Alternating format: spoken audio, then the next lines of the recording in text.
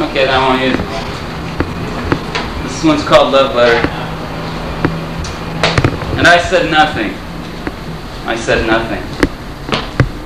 Like a tumor growing on the horizon, hungry yellow light, starving tedium of ashes, the jaundice crawl across the blue rope of heaven. A ballet of flame against the tongue of morning.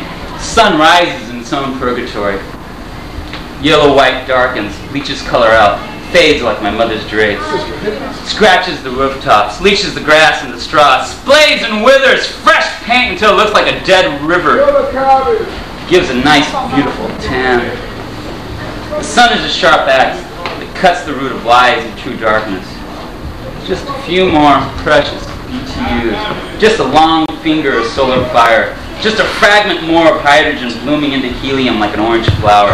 And fat will sift and dissolve into sizzling oil. The flesh will cake over with a rich dark crust. Blood will harden and dry into dull brown tree roots. The shiny liquid of the eye will boil away between blinkings. The wind will howl at an incredible pitch. The clouds will not disappear. They won't disappear. They'll stay there. They will not fade. They will boil into continent-sized whirlpools and vapor hotter than a furnace.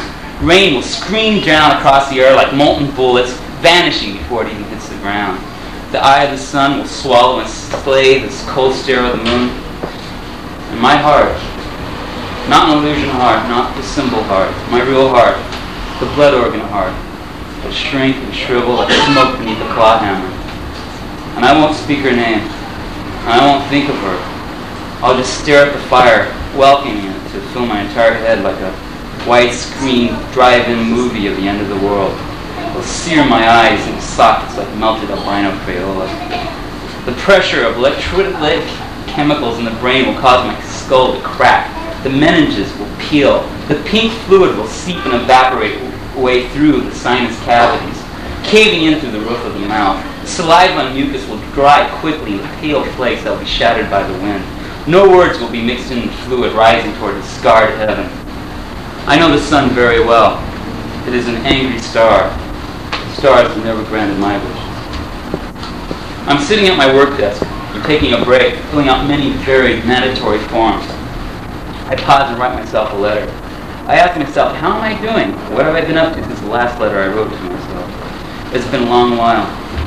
I write this letter on the inside of my eye. A week goes by and I begin to ponder if I will ever receive a reply. I finally get a postcard saying I'm fine and laying on the beach of some vast mental Bermuda. I open my eyes and look at my bed, the bills and letters on the floor, the stupid dwarf impersonator of the sun forming mountain ranges on the crenulations of the ceiling. I somehow expected more from myself. I compose another letter, demanding to know what I've been up to, demanding a strict accounting of my own actions. My reply is long in coming. It's rather flippant and relaxed, and there's a cruel lack of sympathy echoing throughout it. I tell myself that it's none of my goddamn business what or how I am doing. If I really wanted to know, I can go and find out for myself. How can I be so cold? How could I be so insensitive after all I've done for me? I have my pride. 5 years, I write again. I'm rotting of exhaustion. I am tired. The inventorying of shoes is a thankless task. The mall I work in consumes shoes like a pit of hell. I write to myself that I'm tired, that I'm sorry for the misunderstanding. We should be friends. My answer is cool and cautious, which is no surprise. I answer that my problems are small compared to my own. It seems I have contracted a bad case of sunburn. It's already a month into the skiing season. 10 years later, I write again. I am now the manager of a large shoe store in the mall. I've grown depressed. Life is soured. I've committed suicide by drinking 12 bottles of shoe polish and driving my car into the planetarium. I ask myself, will I attend my own funeral? My answer is not long coming this time. It's very formal. I inform myself that it's with great regret that I will be unable to attend, as I've just been killed by a jealous husband on a yacht. I also warn myself not to believe what they are saying about me. I have lived an honorable and righteous life. I ask my friends how she is doing, and I lie to myself. I tell myself that there are so many lonely people in this world. There's so many lonely people in this world. There's so many lonely people in this world.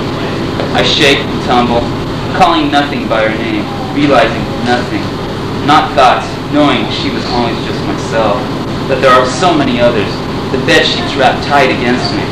There are so many lonely people in the world. There's so many lonely people in the world. And I never find them.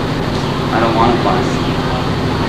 Or heat death and perfect cold like stone in the morning. The moon supported by sticks called bones. Absolute zero, nothing moving, no emotion, still as an ice cube in a tray and in a manner refrigerator in a glacier in the South Pole. As cold as a shattering rose, dipped in a liquid nitrogen in a high school chem class. Throwing rocks at the black light, wearing night like armor, the iceberg glory, an Arctic heart, the sound of cracking snowflakes, fragile cerebral crystals that crumble in darkness like diadems of sugar. My heart, not the organ, the symbol heart, the feeling heart, folded in sharp geometry and reflected in the wet light of her eyes. And I say nothing. The telephone screams at me. First words she says are, "Don't hang up." And I said nothing.